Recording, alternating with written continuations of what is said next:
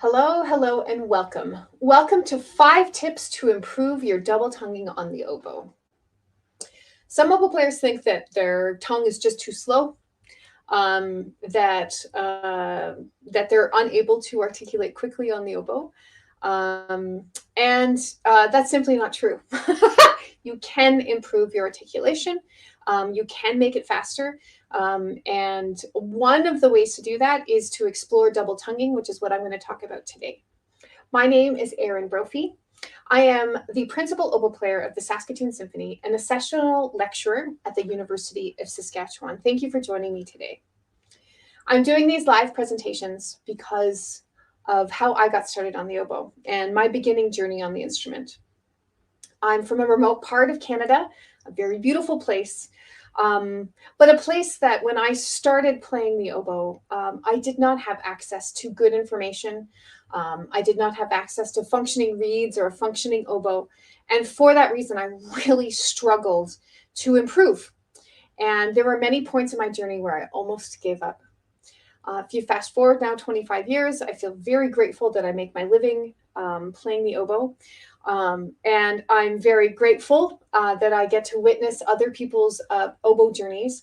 And now I reflect, watching other people as they learn the instrument and improve upon the instrument, that my experience on the instrument did not have to be that difficult.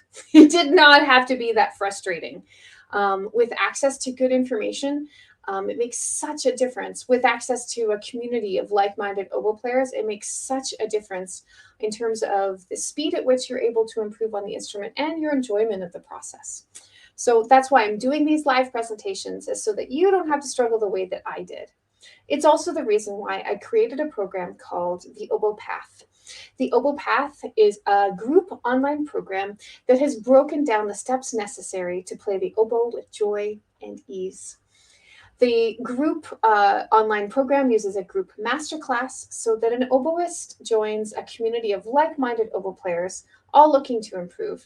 And this helps with accountability and inspiration to practice. Through a customized, personalized plan, an oboe player is able to fit improving on the instrument into their busy life. And through one-on-one feedback, an oboist goes to every practice session knowing exactly what they need to improve, so that they see the results immediately. It's such a fun program. I find it so inspiring to watch these oboists on their journey. It is truly my pleasure. Let's get to it. 5 tips to improve your double tonguing on the oboe. So the first thing I wanted to talk to you about is anytime that you are trying to improve the speed of your articulation, I would encourage you to do this in small pockets of time and limit how much you practice it daily to 5 minutes. And the reason I want you to do that is that your tongue is a muscle, very different from the rest of the muscles on your face and in your fingers. It's a big muscle. It's like a big muscle, like your bicep or your quadricep. And for that reason, it gets tired really, really quickly. It doesn't have a good deal of endurance. And the kind of work you're going to be doing to improve your articulation, you will see greater success over time if you do it in small little chunks. So whenever I'm looking to whip my articulation speed back into shape, I only try to do it 5 minutes a day. And what that does is give me the ability to play any tongued passage I want to, just by slowly building up over time. I have done it in my own practicing where I have tried to improve the speed of my articulation, and I'll try to do it for a long time, 10 minutes, 20 minutes. And what happens is that my articulation gets slower and slower and slower, and I get more and more frustrated. So I found it really beneficial to just limit it to 5 minutes and then continue on to your other things. If you do it like backed up to, if you have a performance in 3 weeks, in 4 weeks, in next year where it's a lot of articulation, if you back up and do it 5 minutes a day, you're going to really see a big difference by the time you get to that performance point.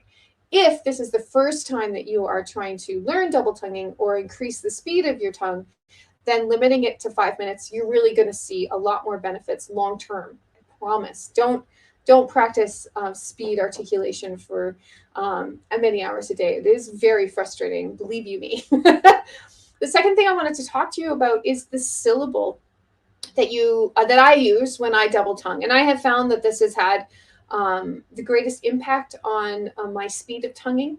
So a lot of brass players and flute players talk about a tuka syllable, tuka, tuka, tuka, tuka, tuka. And I think that's because they don't have a reed in their mouth. Double tonguing on the oboe is different. We actually have to touch the reed for one part of the articulation. So I would suggest using a syllable du, gi, du, gi, du, gi. And that gi is kind of a French syllable. It's very forward. It's not ga, which is at the back of your throat. It's gi, gi. It's very forward. You see that my lips are coming forward, gi, gi, to make that sound, gi, gi.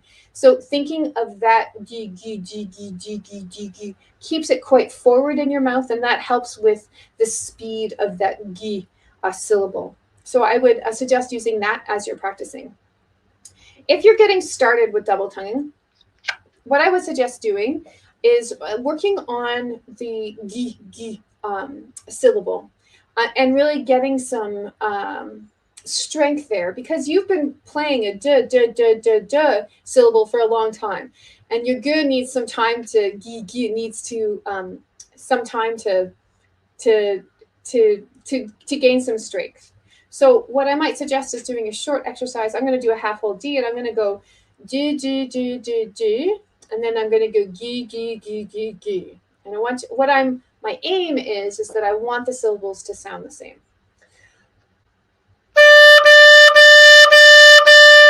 So that's my duh. Now here's my gi. So I'm wanting, and what I'm wanting to do is make sure that they sound very similar. And once you can get that,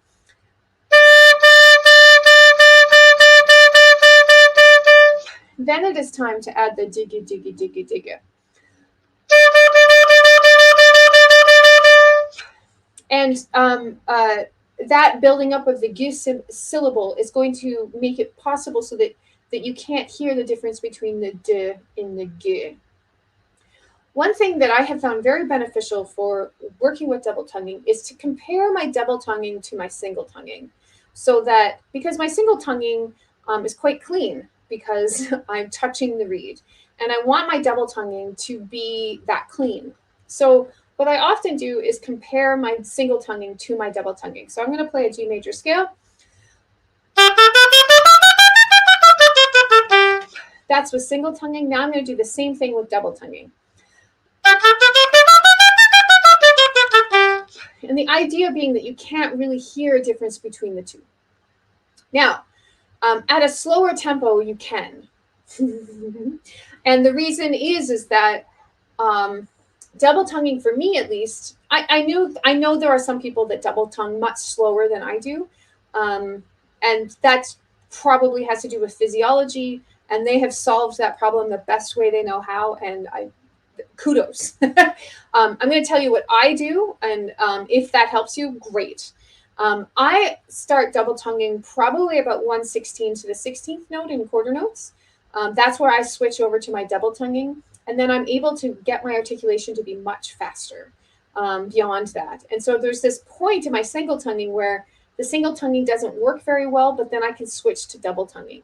So, and that's about 1/16 for me, or 1/20. So I'm going to play pretty fast, and I'm going to try to single tongue it. And then I'm going to double tongue it, and you're going to hear the difference. At least, I hope so. So let me try that scale again. I'll do it single tonguing.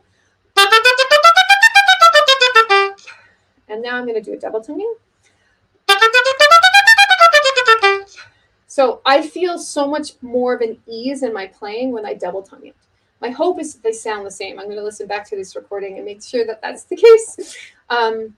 And I listen to my I record my articulations a lot so that I can make sure that I'm getting the point across that I'm wanting to get.